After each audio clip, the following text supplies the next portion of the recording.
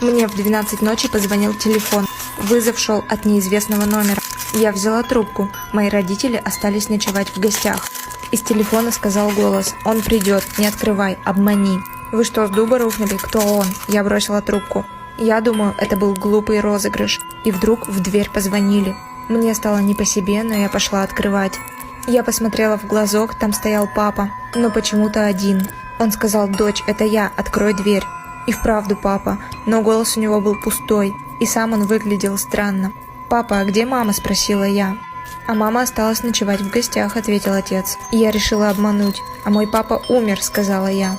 «Ну тогда я не к вам», – сказал голос. И послышались шаги, отходящие от моей двери. Я выдохнула с облегчением, и опять позвонил этот странный номер. «Ну что, не открыла?» «Не открыла». «Обманула?» «Обманула». «Спасибо, ты спасла не только себя, но и меня. Я